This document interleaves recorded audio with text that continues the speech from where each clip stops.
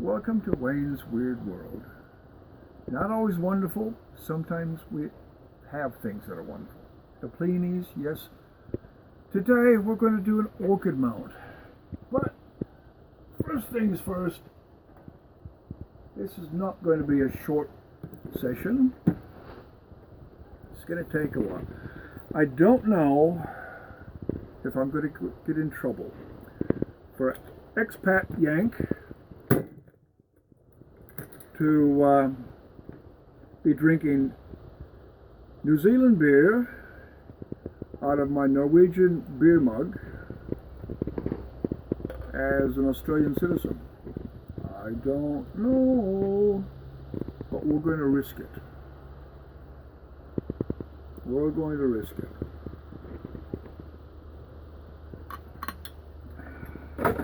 There we go. Here we are. Cheers.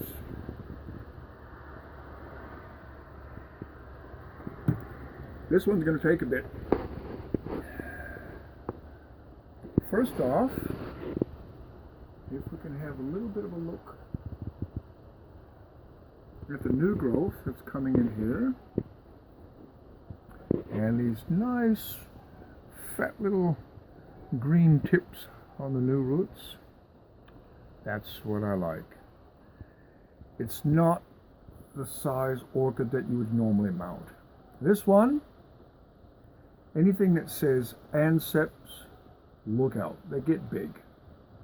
All right, this one says anceps, look out, it will get big. But I'm not afraid of having big ones because things like this, which I call my table mount, it can smother that mount. It's just fine. Now these bigger ones, I have bigger mounts. And I drove through, it's a fair chunk. So let's get started. Hold still, yes, cheers. Put you safely out of the way for finishing later. All right, now, when I'm tying off, and I always start by tying off so I don't have to fumble with knots later on, I used to use just a small spool from my fishing gear. Yeah, right. Then inspired by other fishing gear, I made a large mount, which is good for some large mounts, like that one. But sometimes you need something a little bit smaller that you can work with, so I made up a smaller one. And that's the one I'm going to use today. Find a place to safely tie it off, and one of the easiest things to do is just to tie a single loop if everything will hold still.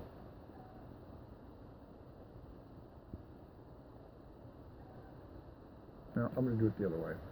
The old traditional way that I always do. Backhand 3 times. Not the Alan Jones backhand. There we go. It's basically a clove hitch. And that'll tighten up quite nicely. Hold on. Cut it off. Get rid of it where birds and things can't get tangled up into it. And I'm ready to go. Now the sphagnum moss. Oh yeah, oh good. That one fell over. You don't need a lot.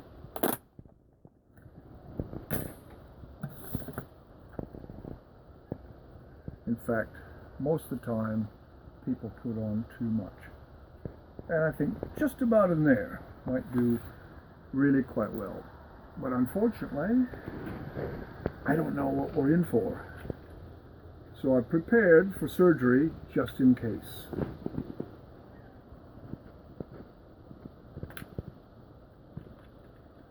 Now hopefully I can get these off without damaging anything. I do not like mounting, transplanting, or anything when they're putting out flower spikes. I always, if I can, I hate the word always, but if I can, I try and avoid any disturbance until after they're flowered. And this one's just starting to grow nice new shoots, so I think I can risk it.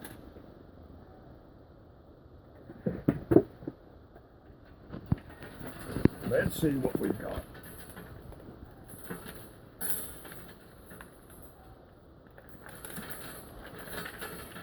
Oh, she's in there tight. Very. They latch on. Come on. If you just leave it away, sometimes a table knife works really well. Just go and poke around where they've attached to the pot. Ooh, that one seemed good.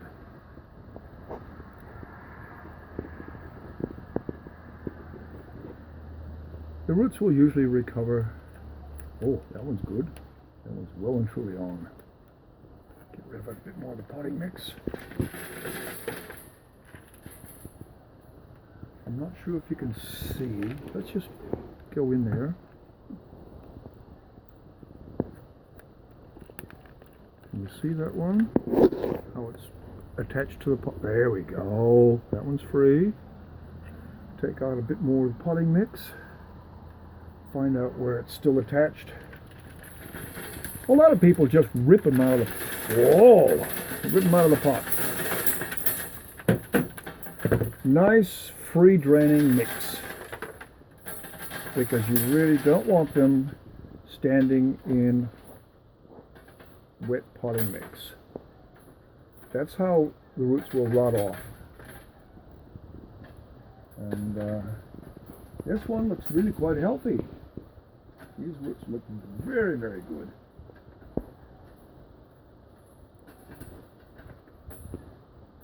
Try not to damage too much of the roots. Oh, there we go.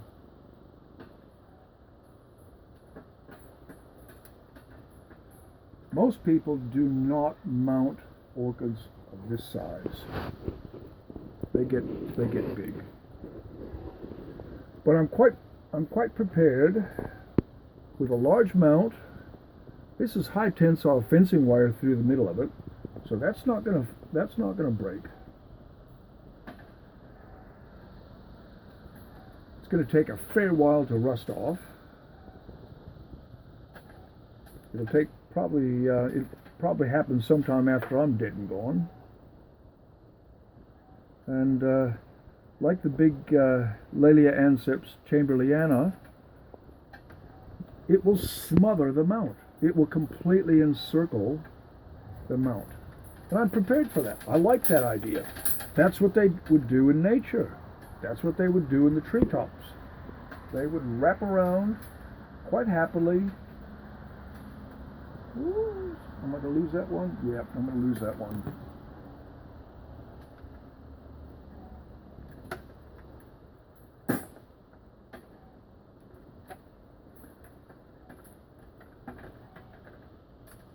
Wiggle, wiggle.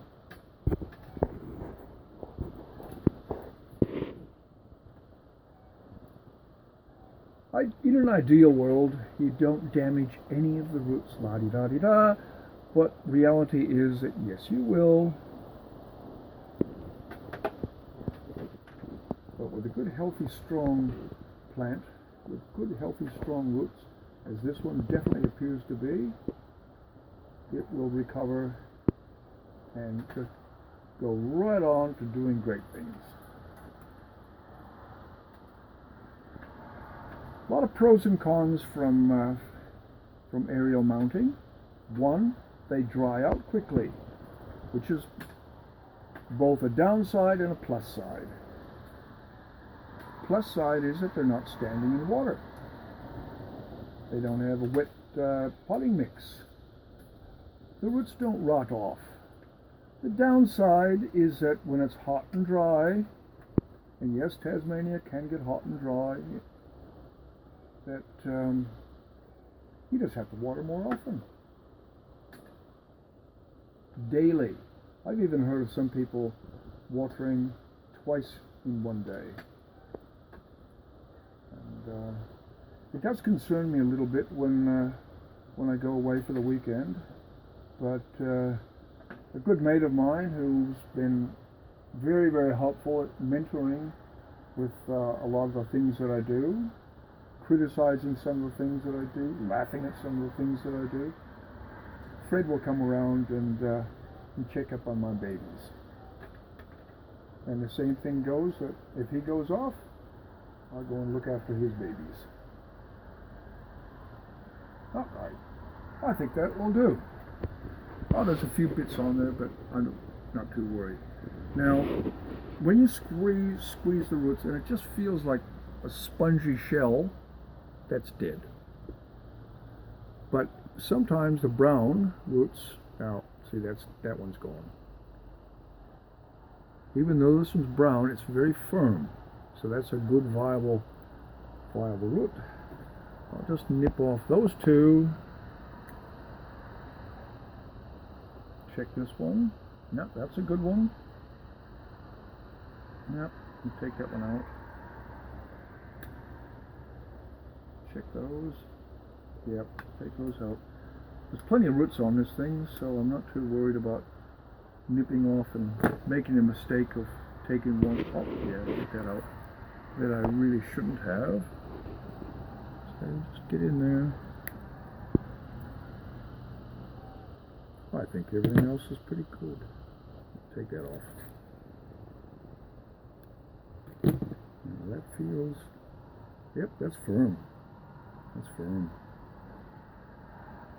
That one's been bent right there. It probably wouldn't matter. I'll take that off.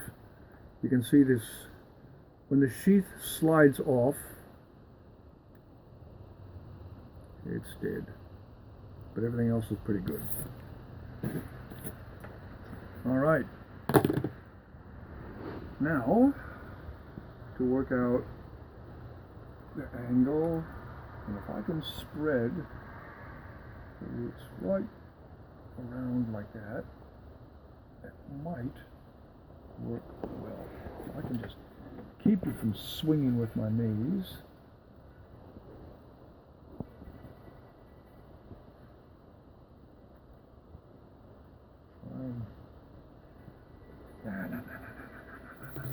Take you out. Sorry, you're a healthy one, but you gotta go, you gotta go.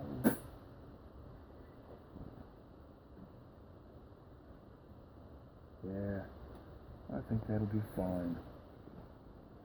Okay, let's do it. I did try and get some of the sphagnum moss down in amongst the roots, but I'm not too worried about cavities and voids like you would if you're putting a tree in your garden, because these roots will be well and truly out in the air, swinging in the breeze, and they seem to really like it. You know, look at the roots that Vandas and Phalaenopsis will put out. They really, really like it. And I've got a dendrobium up on the wall behind Belinda, and it's putting out roots that look like a spider, just wrapping out. And then they'll put out these the roots off their kikis, and they're not just sitting in the potting mix. Where's that other towel? Because then I can keep some of that potting or that sphagnum moss in place. Otherwise it disappears on the floor. And when you have wet sphagnum moss or damp sphagnum moss, and it's on your knee, it starts to get a little bit uncomfortable when it's hardly tropical outside. What temperature is it inside? About 14, 15? Yeah, 14, 15 Celsius. Yep, not exactly tropical.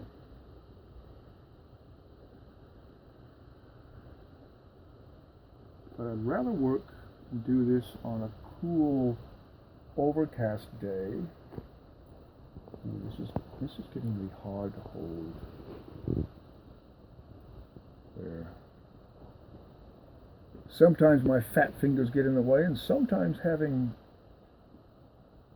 relatively large hands can be very useful. A little bit there. There's a bit of a cavity. Some people put a big ball underneath it, but I've found that if I can keep the orchid right down close to the mount, it seems to be happier, and I'm happier.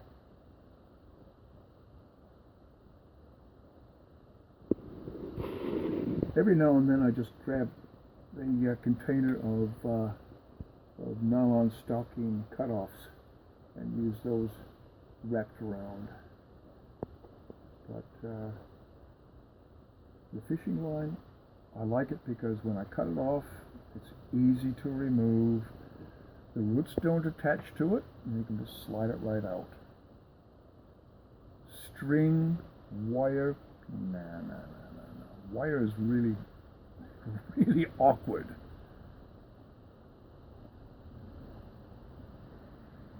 You're either running the risk of cutting into the orchid,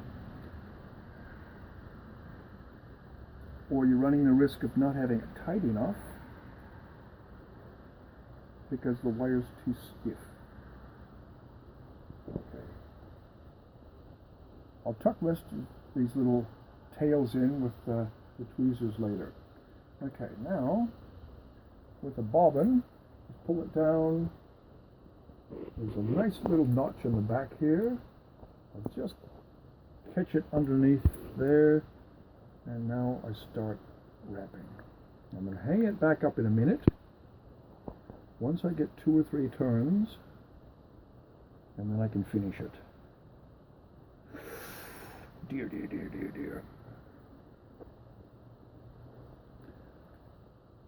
This may be why some people always say, never do large orchids. Yeah, right, well, I've got a funny thing about people that say can't, shouldn't, or never. It's like the kid in me that says, why? And then I say, what if? And that's when I get myself in trouble. When I go and say, what if?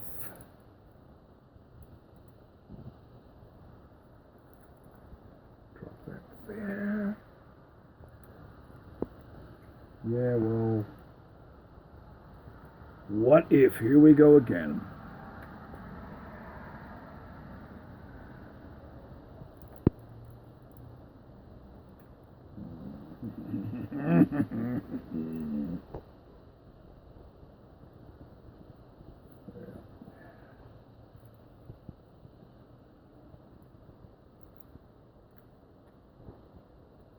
Now I'm not pulling too tight. That's more than just the weight of the bobbin across the roots.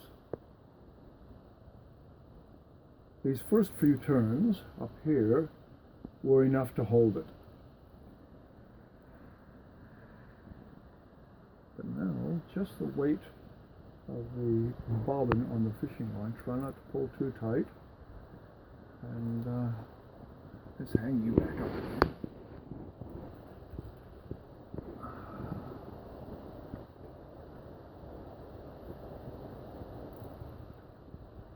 And sometimes I come along with the scissors and do a little snip here, a little snip there, haircut stuff.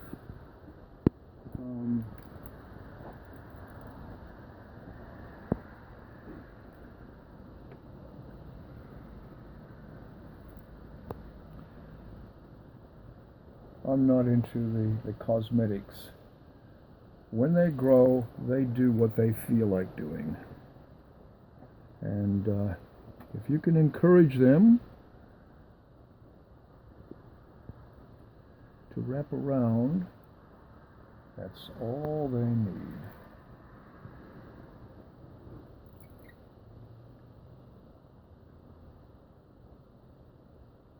Now, where are you? Okay, let's take a couple across the back. Steady that with my knee. Oh, don't pinch.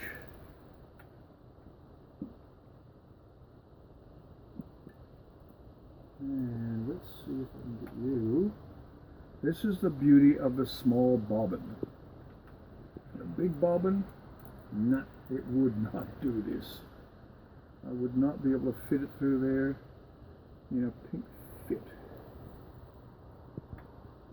But small bobbin, yeah.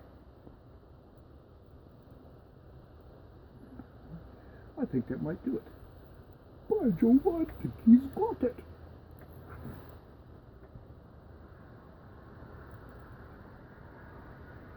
Not so sure about the angle there, so I might, before I finish it off, just lift it up.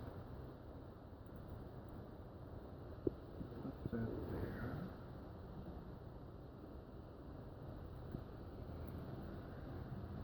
Last one around and then tie it off. Now, I'm just going to go back exact opposite, under that little cleft there. Hold it between my knees with the towel, and then do the Alan Jones backhand. Oh, he's such a charming person. Yep. I think I'm going to have to call this the Alan Jones backhand.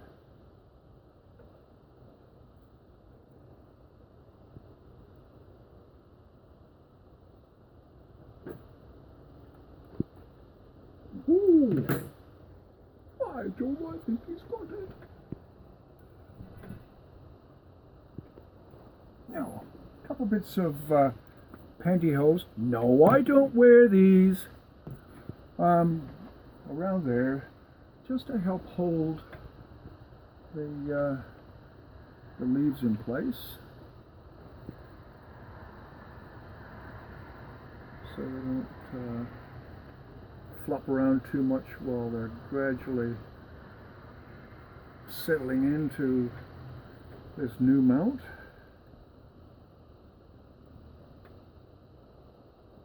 Yeah. I like it. You might not like it. I like it. The question is, hold still. The question is, will the orchid like it?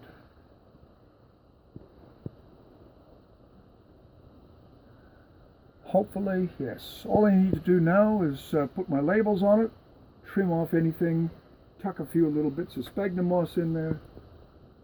Done and dusted. Ah, dusting.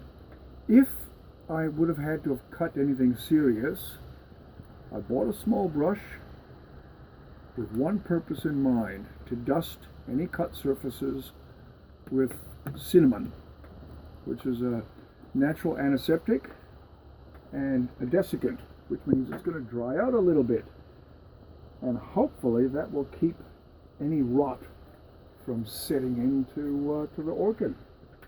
There she is, Laelia, Lc.Novissima, crossed with the Laelia anceps variation of Veitchiana. Hopefully it will do well. Thanks for watching. See you next time.